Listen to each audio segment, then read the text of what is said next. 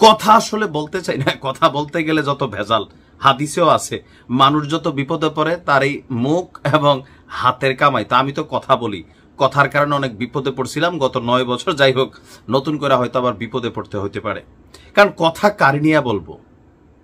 বাংলাদেশের জন্য 2024 সাল একটা বিশাল আশীর্বাদ আবার অভিশাপের কারণ হয়ে গেছে।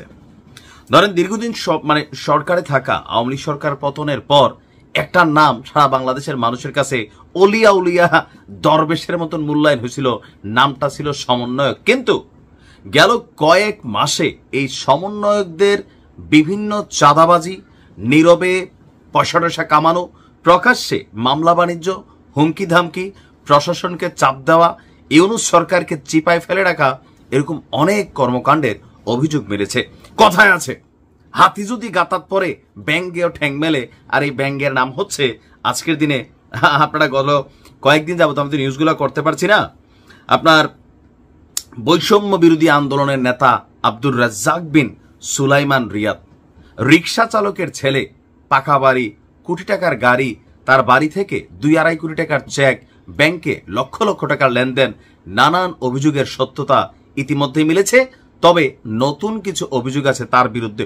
অপরদিকে মাহফুজের বাইরে লইয়া লাড়াচাড়া চলে অস্ট্রেলিয়াতে। যাই হোক, আমাদের আলোচনার বিষয় আব্দুর রাজ্জাক বিন সুলাইমান ওরফে রিয়াদ রাতারাতি পয়সার মালিক হয়েছে।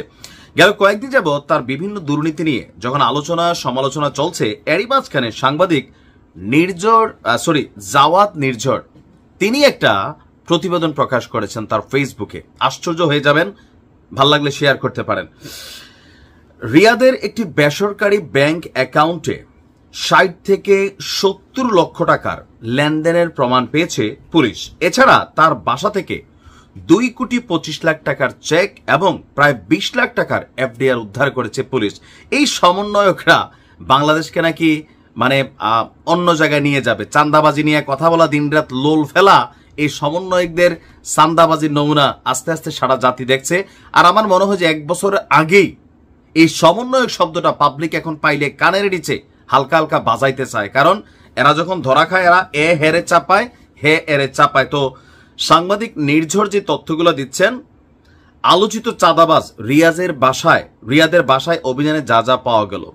সমন্বয়ক পরিচয় দিয়ে গেল কয়েকদিন আগে গুলশানের চাঁদাবাজির ঘটনায় গ্রেপ্তার হয়েছে বৈষম্য বিরোধী ছাত্র আন্দোলনের নেতা এই রিয়াদ। তো গতকাল রাত 11টা পর্যন্ত পুলিশ নাকি রিয়াদের নাখালপাড়ার বাসায় অভিযান চালিয়েছে। 2.25 লাখ টাকার একটি চেকের সন্ধান পেয়েছে এবং আগামী মাসের 2 তারিখে আগস্টের 2 তারিখে এই চেকটি ক্যাশ হওয়ার কথা ছিল। টাকার সূত্র উল্লেখ করে জাওয়াদ নির্ঝর বলছেন যে 5 কোটি টাকার গুলশানে আওয়ামী লীগ নেতার বাসায় যে 5 কোটি টাকার লেনদেনের বক্তব্য ছিল, সেই চুক্তির 2.25 লাখ টাকা লেনদেনের চেক ছিল রিয়াদের ঘরে। এফডিআর এবং ব্যাংক সম্পর্কে আপনার এই সাংবাদিক লিখেছেন, পুলিশ তার ঘর থেকে অন্তত 10টি এফডিআর এর কাগজ পেয়েছে, যেগুলোতে সর্বনিম্ন 2 লাখ টাকা করে রাখা আছে।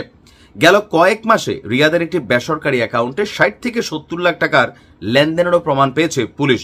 গতকাল রিয়াদের বাসায় এই অভিযান হলেও এখনো অফিসিয়ালি পুলিশ কোনো বক্তব্য দেয়নি। তবে পুলিশের সমর্থিত সূত্র অভিযান এবং উপরের তথ্যের সত্যতা নিশ্চিত করেছে। তার ঘটনা ঘটছে। শাস্তি কি হওয়া উচিত? রেস কোর্সে নিয়ে ঝুলাই দেওয়া উচিত। কেন বলে, ভাই এর আগে কি দেশে চাঁদাবাজি করে নাই? বিএনপির তারা কি করে না? আর অন্যান্য দলেরা করে না? করে। কিন্তু ওই দলগুলোর প্রতি মানুষের এই প্রত্যাশাটা তৈরি হয় নাই যতটা সমন্বয়কদের মধ্যে তৈরি হয়েছিল। সারা দিন রাত বিএনপির গালাগালি দেওয়া এই সমন্বয়ক রিয়াদ, তার যখন অ্যাক্টিভিটিস সামনে আসলো, আপনি কি বলবেন?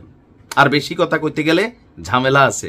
আওয়ামী লীগের সময় এরকম বেশি কথা বলে 9 বছর দেশে যেতে পারি নাই, মাত্র দেশ থেকে ঘুরে আসলাম। ইসরায়েল দিয়া বেশি কথা বলে চ্যানেল থাকে না, বুঝতেই পারছেন কোন খেলার মধ্যে আটকে গেছি। বাকিটা আল্লাহর ইচ্ছা।